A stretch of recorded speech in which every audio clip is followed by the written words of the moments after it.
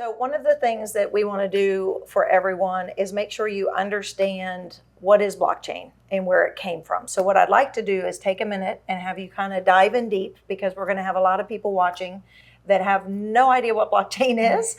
And so if you don't mind, I'd love to start just with the history of it. So how would you describe what blockchain is? Yeah, totally. So I think there's a lot of fear, uncertainty, and doubt as to what blockchain is. So let's dial it way back and make it super simple. Blockchain is nothing more than a spreadsheet. If anyone tells you it's anything more than that, they're really puffing it up. It is a spreadsheet where you can add people to be contributors, and once something is added, it cannot be changed. That's it. Full stop. All right, everybody breathing easier? It's just a spreadsheet. Okay, so let's go into how it's a little bit different of a spreadsheet. There's a lot more information that goes into it, and that's the value of blockchain, is we're gathering information from many different places or people, and we're building trust amongst people we don't know. So imagine if you had a family budget spreadsheet and you started to share it with your spouse. Maybe your children become old enough, like mine are now, they can enter in numbers.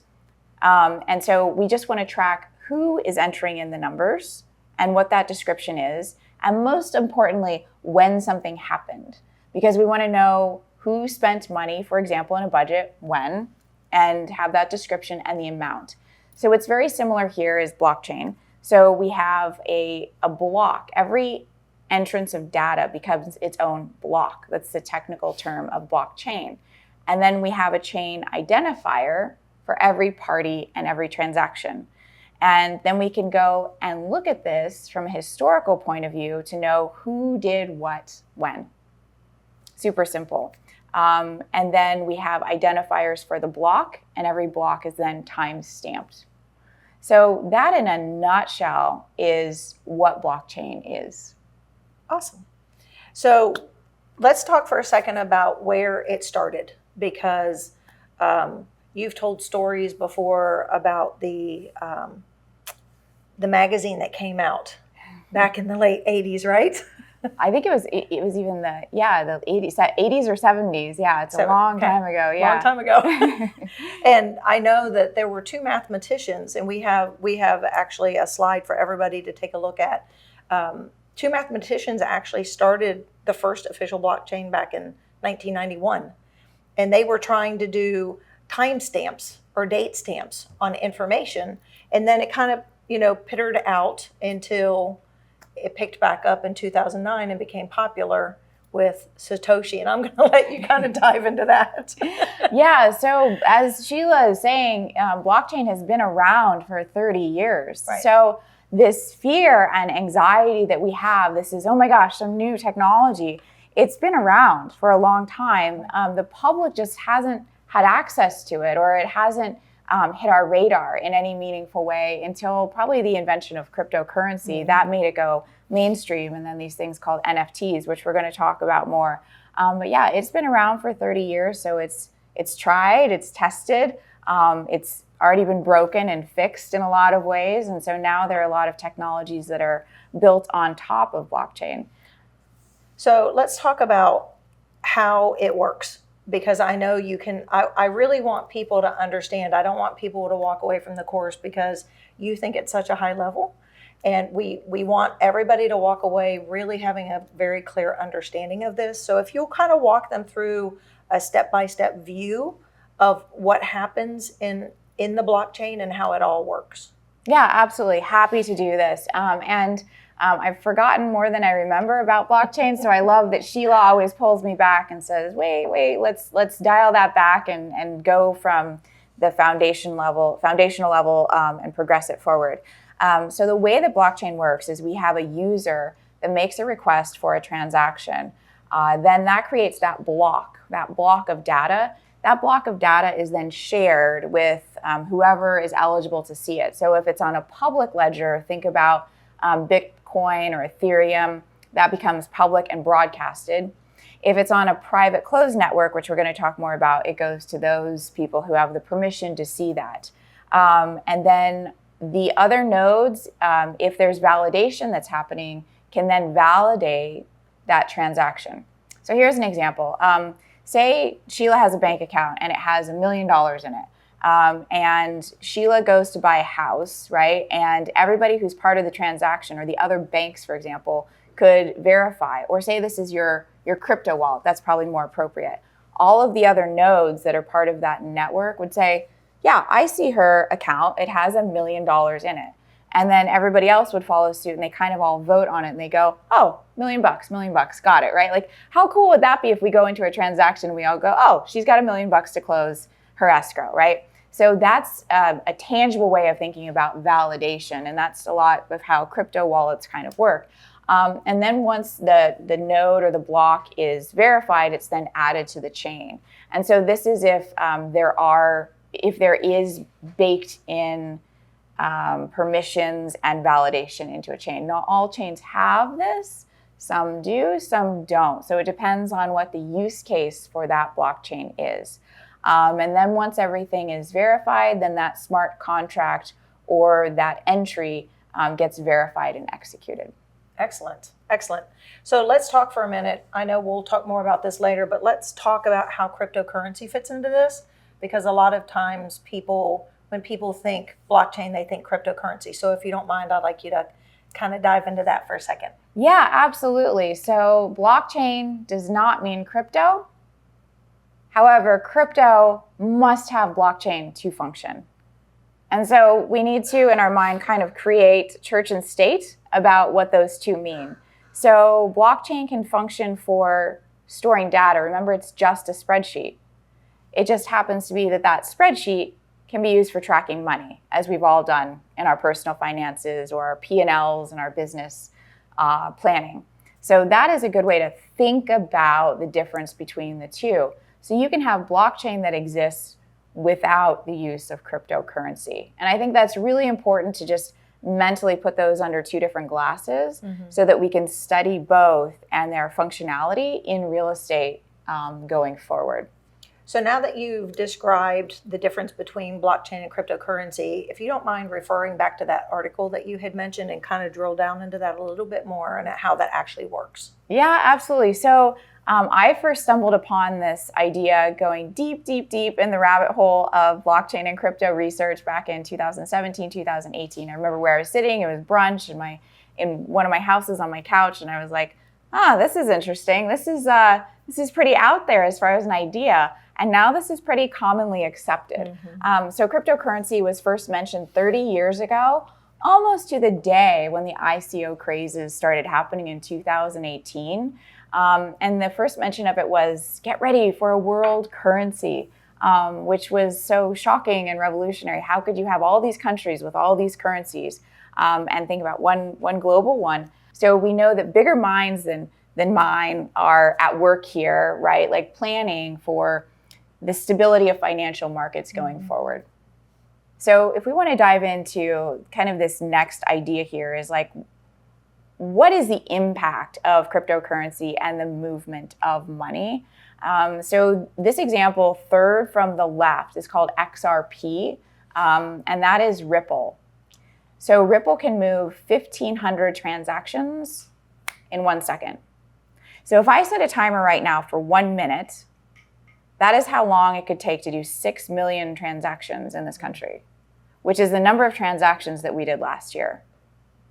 So if that doesn't terrify you as a practitioner to think about how quickly we could potentially buy and sell real estate, I'm not doing my job right. And this gives me chills. When I first figured out this statistic, I was asked to present to the Federal Government Technology Committee. And I was making this slide and I was up, I couldn't sleep for hours that night. I was like, oh my gosh. And granted, I've been doing this for a hot minute, right? Like all this blockchain stuff and real estate. And for me, this really was a sobering moment to think about what is coming and what this means for the future of the transaction. Consumers are already waiving their contingencies and their inspections. How much faster can we push this? And how is that for the benefit of the consumer? Are we uncovering and unturning every stone to make sure that they are buying a solid asset? And for me, that's what keeps me up at night, right? Like, how fast is fintech, financial technology, moving, and the idea is to create transparency and speed. But at what point are we following all the rules and taking care of our clients? So Teresa, let's dive a little bit deeper, because you talked about the difference between a public blockchain and a private blockchain. I'd love for you to really do a deep dive on this for everyone so they understand the differences. So as they're looking at transactions, they'll know what the difference is and how to handle it. Yeah, absolutely. So let's go back in time a decade ago. And I was like, where am I going to get my leads in real estate? I was like, oh, county records. This is fascinating. It has the person's name and address, and it tells me when they bought a property. Sometimes it's going to tell me what kind of a mortgage they got, or when they closed on that loan or that refinance.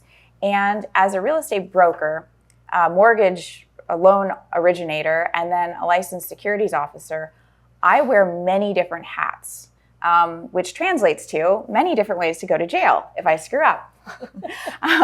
So I'm always wearing different hats, right? And I put on this hat and I go, or maybe glasses, right? Like I'm usually wearing these huge glasses, and I go, okay, what consumer information am I protecting today? Who is the client, and how am I advocating for them? And this is how I take a look at public versus private blockchain. So let's dive in here. There is this goodwill gesture, this culture in crypto and in blockchain, and it's kind of this millennial. It's really a millennial kind of culture of sharing everything, and it's the idea that there is a completely wide open ledger of information where we can all see and have full transparency over every transaction that ever happens, and that's kind of the ethos and the culture. And then we grow up. and then we go, oh, wait a second, we have consumer information. And going back to my original story, there is information that is public in real estate. There are certain states that don't disclose, but there is information that we know. We go on the internet, right? There are these IDX feeds, these RETS feeds that have gone out from the MLS for years. There are county records. All this information is public, but then we have private records. Would we want our clients' contracts and the details of that, or their bank statements, to be made public? I don't think so. I think that's a bad day at work because we're getting in trouble. We recently did our first certified listing and got that ready, and we found in public records somebody's social security number, which is terrifying. So we cleaned that up and we put that on blockchain. So I think that's and at first the title company was like, we can't use this example. This example is so screwed up.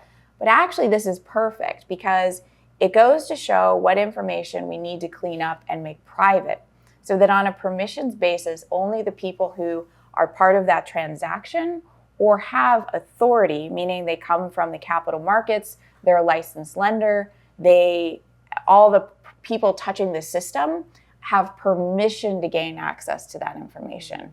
And once we grow up and we say, okay, we're going to take this fundamental idea of sharing information for the idea of making a better transaction, protecting the customer, but then we figure out who exactly needs to see it, I think then we have a real solution for real estate. So sometimes I think it's easier if we look at another industry, right? Because we're so in the weeds. I know about my own life. Sometimes I have to get it extracted out. Sheila's really good at this. She's like, whoa, pull out and look at the big landscape. So I feel like we all can see another industry, peek into a different fishbowl and see things more clearly. So I love this example of transportation and figuring out what does a private network mean in transportation. So we all see the trucks on the road. We all see the boats, the airplanes that are carrying information. And this gets really interesting. There's stuff that happens on the back end, kind of like the selling of real estate. We can all watch the TV shows and that looks really glamorous. And then we as practitioners know, wow, there's a lot of paperwork behind that.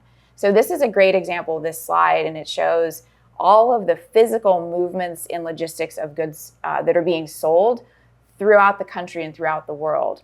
And behind it, we see that there's all kinds of paperwork that standardize what is being moved, what is the weight, what is the description, right, of being legally transported, because we know there are legal and illegal things that get moved, right? And so there are regulations that say what can be transported across state lines or country lines. We know that, especially coming out of COVID, the shipping ports were so backed up, especially we saw in the EU, right? Because they now had extra paperwork to do. So a good example of blockchain is on a permissions basis, each one of these parties can then log their logistics information, their transactions into the blockchain as a ledger.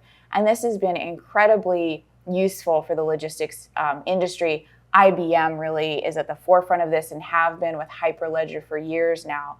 And this way there's full transparency. And at the end of the day, I'm notorious for saying follow the money. You follow the money and you're going to figure out like who's in charge, what the rules are, and how everyone gets paid, because that does move the world. So once there's full transparency of the transaction going through in logistics, then the banks offer financing. And in logistics, there is even cash flow factoring or accounts receivable. So as soon as they know where a product or a shipment is, they can then lend or release money. That sounds a lot like escrow to me in real estate. So it's easier sometimes if I just peek over into another industry and go, oh, what you guys doing over there? Oh, that's a good idea. And then we bring it back to what we do. It takes fresh eyes sometimes. Sometimes the smartest people I've seen in the real estate industry come from other sectors, other industries. So now let's look at a public blockchain, something that's completely public. This is where anyone who is registered to that system can share their own information or have access to other people's information. So in this instance, there is rarely any permission that's granted between those parties. One of the things that we are starting to see that even in public blockchains, the government, especially the SEC and FinCEN, which is the Financial Crimes Enforcement Network, they are starting to really mandate some of these protocols to find out who actors are. We know that there have been a lot of bad actors on the internet for years, for decades. And of course, that has trickled over into the blockchain space and also crypto. So the government is starting to flesh out and make sure that everyone's transactions are being accurately reported, and even tying that up and rolling that up to financial institutions. So public is just the sharing of this information between many different parties. And what we're seeing now is a hybrid starting to form.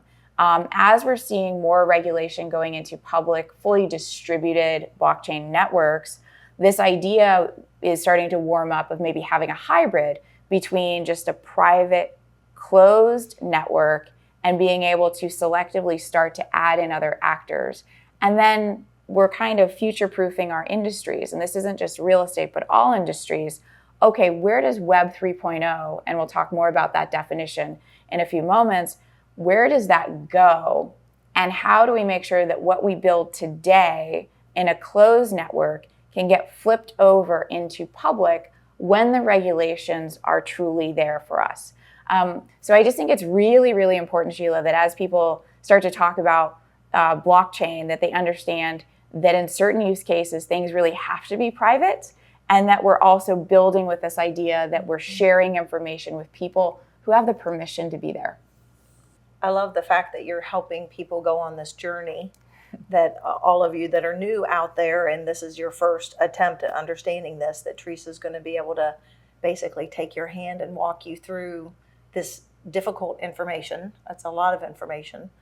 And I'd love for you to take a minute and really break down, because you hear about the decentralization of our global economy, and crypto is always what comes up.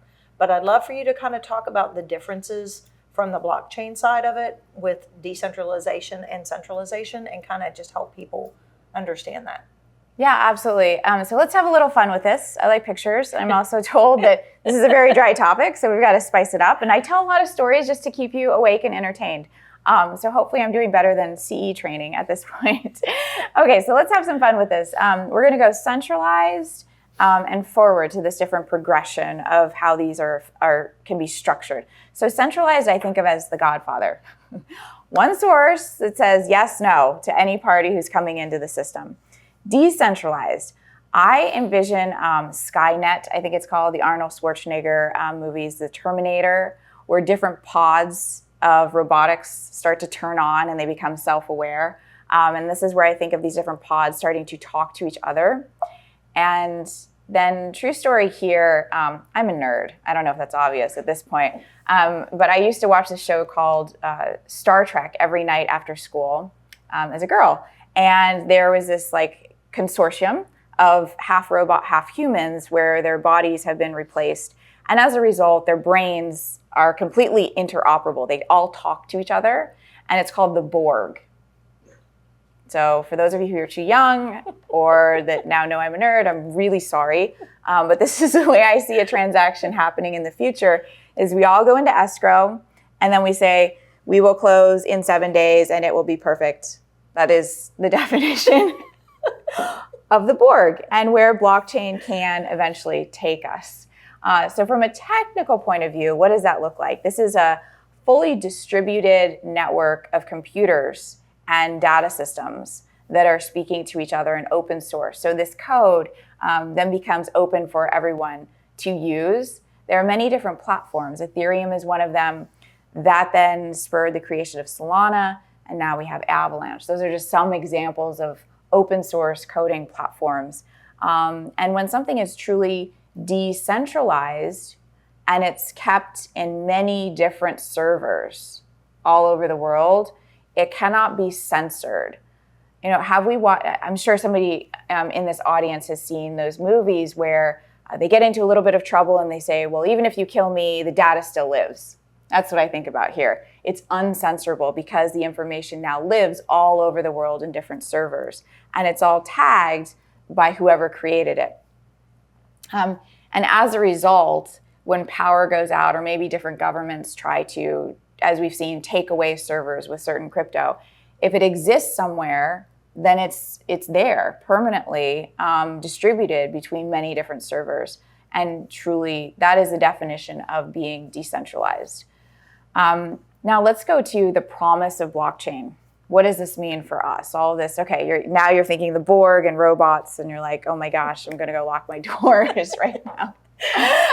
So the promise of blockchain is that we're going to have better, faster, and cheaper transactions.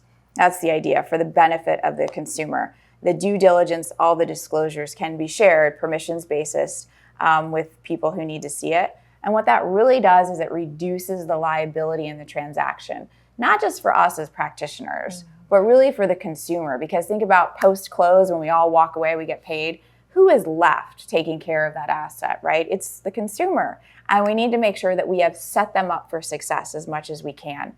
And we envision that this streamlines the whole process of buying and selling homes in the future. We can increase the transaction speed and make things more fluid. Imagine not worrying so much if we're closing by Friday at 1 p.m., right? Like, what if that was really locked up tightly so the consumer could know for sure they're moving on Saturday, they've got everything planned, and they're not going to be taking off days in the following week. I just think about, what does that consumer experience really mean? What does it look like?